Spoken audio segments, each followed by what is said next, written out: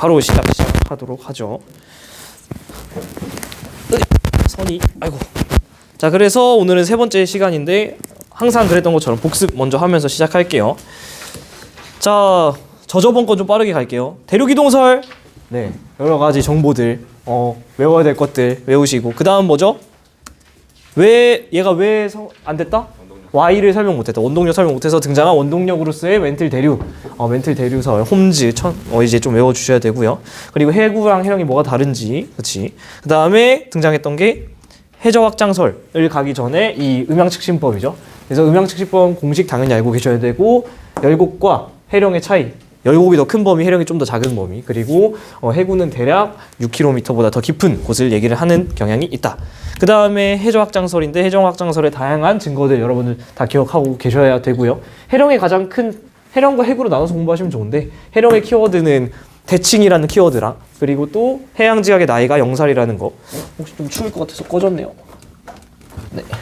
그리고 해구 쪽에서는 포인트가 그 베니오프 되죠. 섭입 때. 판의 경계로부터 멀어질 때 계속 진원의 깊이가 깊어지는. 중요한 포인트는 사실 얘를 위에서 내려봤을 때의 이 그림을 더 이해하는 게 중요합니다. 오늘 얘 또 등장할 거예요. 진원, 규모, 진도 간단하게 보시고, 대서양과 태평양 워낙 중요하니까 다시 한번 말씀드리면, 대서양 중앙 해령이 메인이기 때문에 거의 다 판에 생성만 있고, 해구 같은 경우는 물론 여기 동태평양 해령이 있지만 대부분 해구라서 거의 다 소멸하는 경향이 있다. 이것도 알고 계셔야 되고요. 그 다음 등장하는 게 변환단층의 발견, 빠뜨리시면 안 된다고 말씀드렸는데, 이 변환단층에서 중요한 포인트는 사실은 이 그림을 이해하는 거다. 이 그림 판 사실 지금 4개처럼 보이지만 2개다. 이거 꼭 기억하시고요. 여기서 일어나는 지진은 깊은 지진이 아니고 얕은 지진, 천발 지진이다. 네. 그리고 이 판 구조론 여러분 집 가서 한 번씩 그려봤나요? 요거는 조금 더 한번 디테일하게 여러분이 보시면 좋을 것 같습니다만, 이 단면 제가 한 번 더 포인트를 좀 짚어드릴게요. 지각, 멘틀, 외핵, 내핵 네 가지 층상 구조를 이룬다라고 했었는데, 이 중에서 유일한 액체는 뭐죠? 그죠? 이응으로 시작한 유일한 글자 외핵이죠. 나머지는 다 고체인데, 대충 사이즈가 전체 얼마죠? 반지름 6,400 정도, 6,000 정도인데, 지각과 멘틀 합치면 대충 어느 정도? 2,900, 3,000 거의 절반까지가 멘틀이다. 그 아래는 절반 정도는 핵인데, 외핵과 내핵은 또 5,000, 6,000. 그래서 3대 2대 1 정도의 어떤 비율을 갖고 있다는 거를 인지를 하고 계시면 좋을 것 같습니다. 감을 잡는 거죠.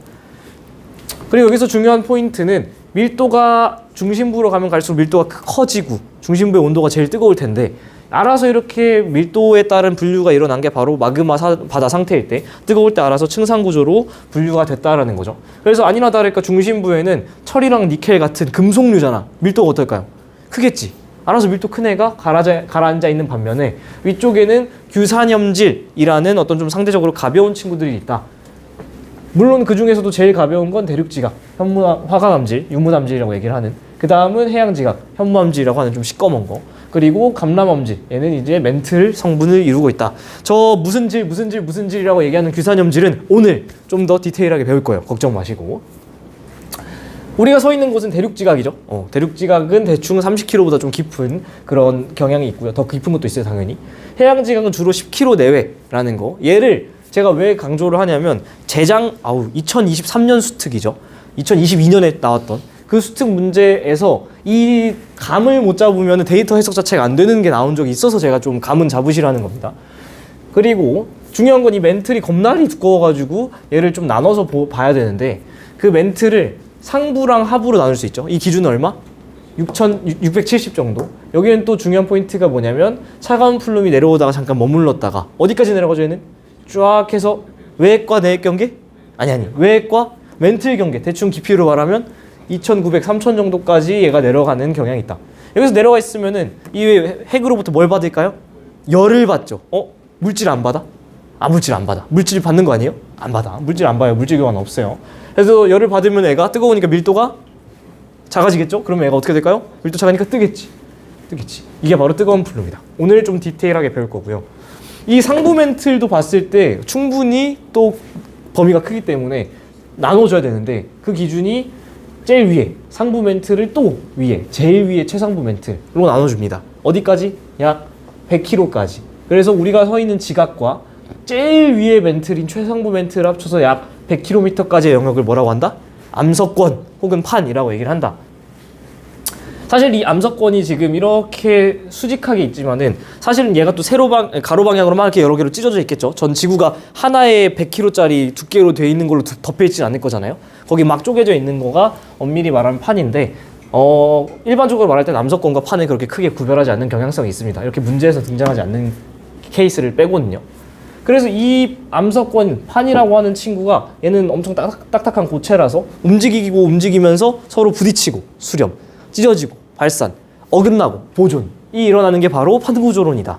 그러면 결국에는 이 녀석들이 움직이려면 아래쪽은 약간 말랑말랑한 애들이 있어야 움직일 거잖아요. 그게 바로 뭐다? 약 400km까지 내려가 있는 부분, 100에서 400km 정도에 살짝 녹아있는, 즉 부분 용융 상태인, 그래서 멘틀은 분명히 고체임에도 불구하고 대류를 하는, 골 때리는 고체인데 대류를 하는 골 때리는 영역이 있습니다.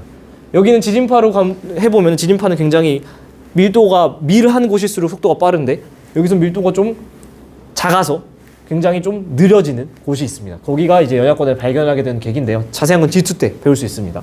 어쨌든 간에 100에서 400까지는 연약권, 여 위에 지금 보라색 영역 위에 최상부 멘틀과 지각을 합친 약 100kg짜리 덩어리가 암석권 판이고, 얘네들이 서로 부딪히면 수렴, 찢어지면 발산, 어긋나면 보존, 이런 어떤 상황을 경험하는 게 바로 판구조론이다 라는 얘기죠.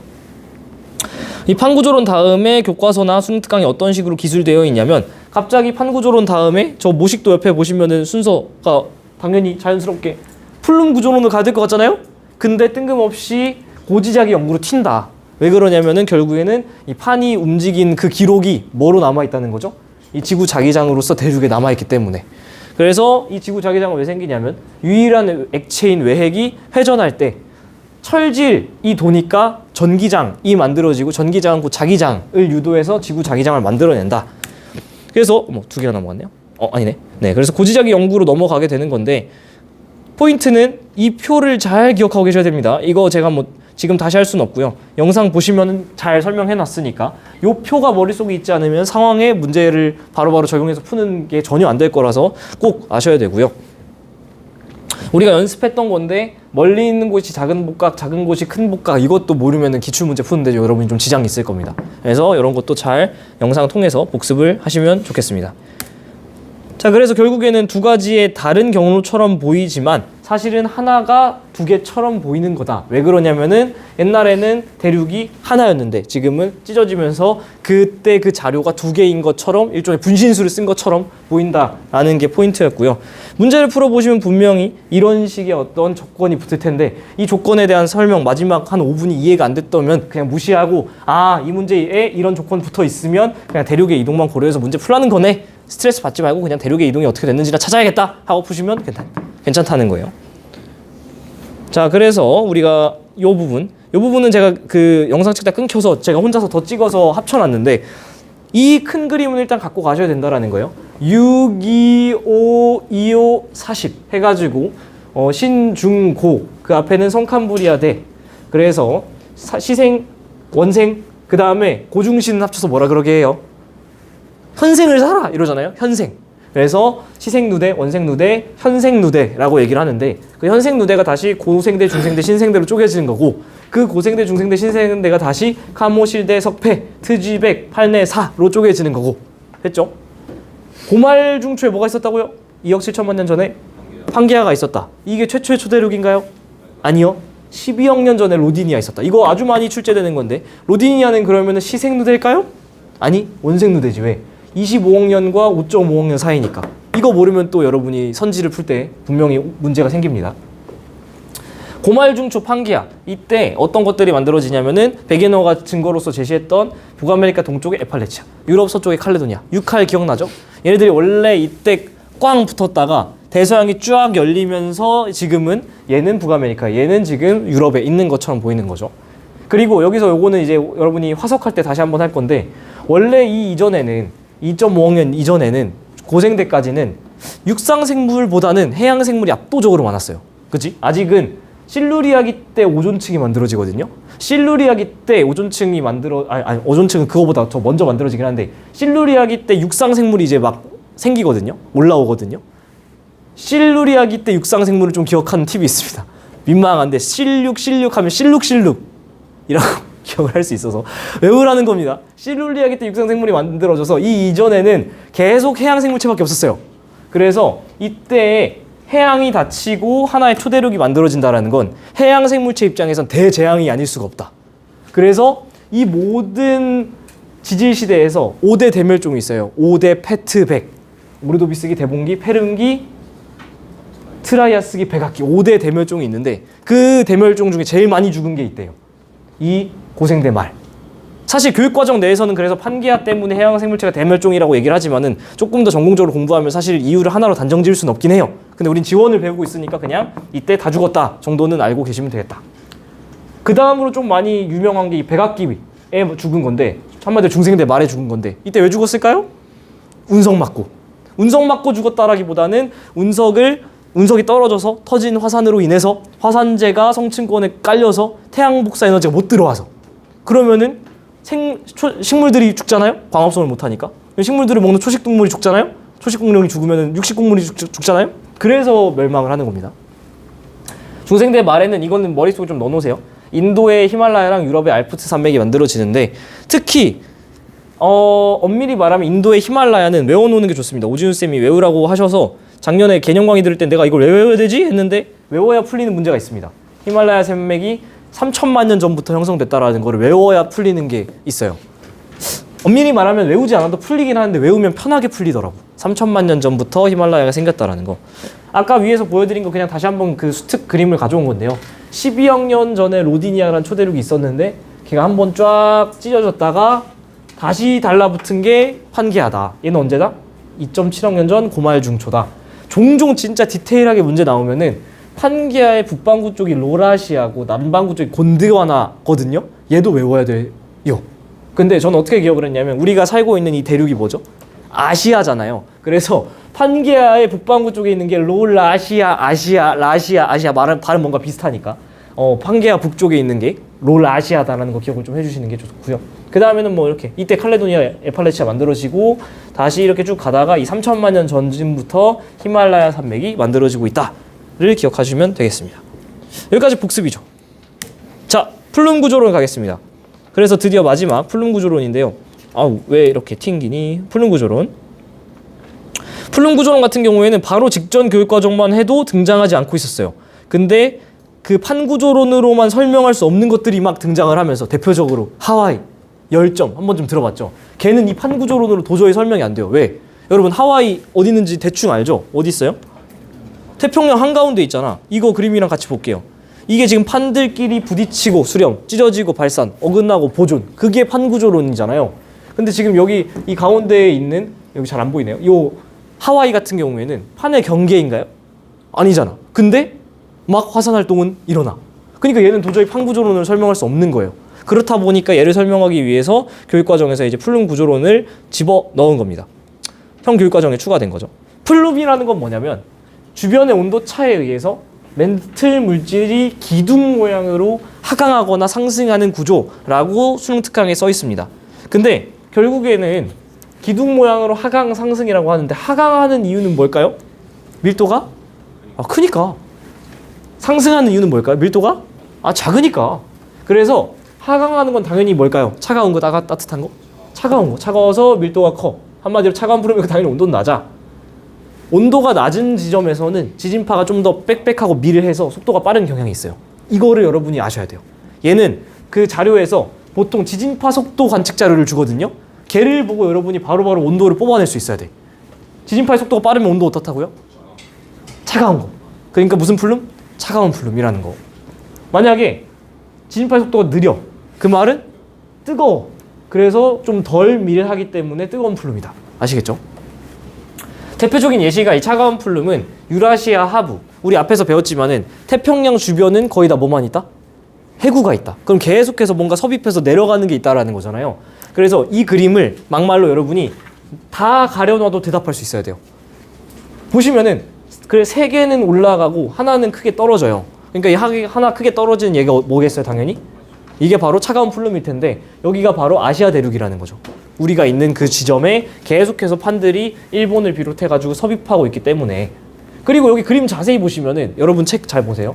여기 잠깐 이 차가운 플룸이 이렇게 잠깐 이렇게 고여 있는 데가 있어요. 여기가 뭘까? 그치, 670 상부 멘틀과 하부 멘틀의 경계, 차가운 플룸이 잠시 머무는 곳. 그 다음에 어디까지 내려간다고요? 쫙 내려가서 지금 외핵과 멘틀 경계에 쌓여 있죠. 약 2,900 정도에 쌓여 있는 거 잘 보셔야 됩니다. 그리고 이제 결국에는 세 개가 올라오는데 잘 생각해봐요. 그 지도랑 함께 제가 여기 지도를 추가해 놓은 이유가 있습니다. 태평양에 거의 다 해구니까 다 애들이 내려가서 이 아래에다 차가운 플룸이 있을 거잖아요. 그러면은 이 태평양의 정반대쪽에는 무슨 바다가 있죠? 대서양 있죠. 대서양은 뭐가 유명하죠? 중앙해령. 중앙해령은 어떨까? 계속해서 올라오는 게 있어야지 찢을 거잖아요. 그래서 저 그림이랑 같이 보셨을 때 태평양의 정반대편, 지구 정반대편에는 대서양 중앙해령이 위치하는 거지. 여기까지 괜찮죠? 그리고 저는 사실 제가 수업할 때는 나머지 두 개를 알 수 있는 방법은 없다. 몰라도 된다라 그랬는데 희상이가 와 진짜 저보다 훨씬 나은 친구예요. 사실 이거 두 개 똑같아 보이지만은 구별할 수 있다. 왜냐면요. 잘 보세요. 여기에는 지금 대륙이 있고요. 여기에는 지금 대륙이 체크 안 돼 있어요. 보실래요? 여기에는 지금 대륙이 표시돼 있고 여기는 대륙이 표시 안 돼 있거든요. 그쵸? 잘 보시면 우리가 뒤쪽에서 배우고 나면 훨씬 잘 보일 텐데 결국에는 태평양과 대서양을 지나갈 때 이렇게 지나갈 수도 있고 저쪽으로 지나갈 수도 있잖아요. 그치? 근데 그 중에서 결국엔 뜨거운 플룸이 올라오는 두 지역이 하나는 태평양이고 하나는 아프리카 대륙인데 지금 어떻게 알 수 있냐면은 대륙이 체크되어 있기 때문에 여기는 지금 아프리카 대륙이라는 걸 알 수 있고요. 여기는 대륙이 없는 바다이기 때문에 태평양이라는 걸 알 수 있다는 거예요. 그래서 이 그림을 기준으로 같이 봤을 때 태평양을 기준으로 해서 뜨거운 플룸이 올라올 때 태평양이라고 체크되어 있는 건 이 부분이고요. 여러분 책이랑 같이 보세요. 이 부분이고요. 그리고 또 아프리카라고 되어 있는 부분은 이 부분이에요. 이 부분. 이건 나중에 우리가 배울 거니까 걱정 안 하셔도 됩니다. 동태평양 해령과 그 아프리카 열곡대가 사실은 이 플룸에서도 찾을 수 있다는 것을 알 수 있습니다. 그리고 사실은 조금 더 진짜 디테일하게 가면 여기에 잠깐 플룸이 내려가는 거 있고 여기에 대륙 살짝 있는 거 있거든요. 얘는 이제 남아메리카 대륙이랑 나즈카판이라는 거 지금 간단하게 마사지 해놓고 뒤에 다 배우고 나서 다시 복습할 때 보시면 훨씬 이해가 잘 될 거예요. 그래서 이렇게까지 결국에는 막말로 이 그림을 다 지워놔도 우리가 얘기할 수 있다. 플룸 뭐 그래서 어렵진 않아요. 다시 한번 말씀드리지만 하강한다라는 거는 어디까지 내려간다는 거죠? 상부랑 하부 멘틀의 경계, 즉 670까지 내려갔다가 여기서 잠시 머물렀다가 멘틀과 외액의 경계까지 내려가고 그 다음에 거기서 뭘 받는다? 여기서 열을 받는다. 물질 받아요? 안 받아요? 물질 안 받아요. 열만 받아가지고 결국에는 밀도가 작아지니까 다시 상승하는 이게 플룸이다. 중요한 건 뜨거운 플룸에 여러 가지 예시들이 있는데 그 중에 제일 중요한 게 이 열점이에요. 이 열점은 뭐만 하면 문제 나옵니다. 이 열점은 되게 특이한 게 뭐냐면은 위치가 고정돼 있어요. 무슨 뜻이냐면 여기에서 위로 쏘기만 하는 거야. 시즈탱크 마냥, 제라스 마냥 궁 쓸 때 박혀가지고 위에서 쏘잖아요. 그것처럼 얘네들은 가만히 이 멘틀과 외핵 경계에서 계속 위로 뜨거운 플룸을 쏴대는데 포인트는 그 위에 있는 이 판은 어떻죠? 움직이죠. 그렇기 때문에 그 판에 얘네들이 자국이 남는다라는 거예요. 여러분 그 중학교 때나 초등학교 때나 타점 기록계 뭔지 알아요? 따라락 치고 종이 드르륵 빼면은 종이에 기록이 남잖아요. 그것처럼 얘가 따라락 계속 쏘고 있는데 그 위에 판이 움직이면은 그 판이라는 종이에 얘가 열점이 찍어낸 그 점이 찍히는 거예요. 그렇게 해서 만들어진 섬이 바로 이 하와이거든요. 하와이. 이게 위치가 고정돼 있다는 거 매우 중요합니다. 이 열점이라는 건 결국에는 정체가 뜨거운 플룸인데 얘는 여러분이 미리 약간 제가 마사지를 드리면 호상열도라는 친구랑은 아예 다른 거예요. 이건 제가 이따 설명 끝나고 말씀드릴게요. 열점 한번 보겠습니다. 실제로 한번 보여드릴게요. 요게 지금 하와이 섬이 여기 있고요. 하와이 열도라고 얘기를 하는 게 요렇게 생겼어요. 열도라는 게 뭐 어려운 게 아니고요. 나열된 섬이라는 뜻이죠. 나열된 섬. 벌릴 열의 섬도자. 그래서 길게 줄선 모양으로 늘어선 여러 개의 섬인데 지금 우리가 말하는 그 하와이라는 친구는 어디 있는 거냐면 하와이라는 친구는 여기에 있어요. 오른쪽 아래에 있어요.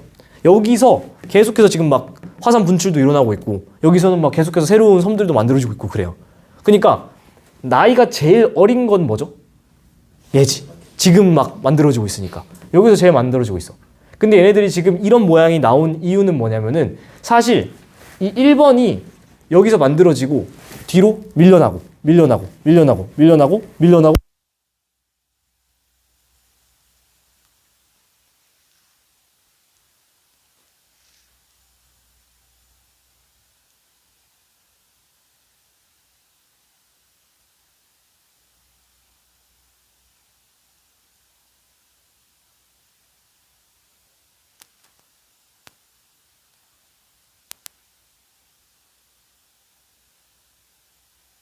여기를 찍을 거야.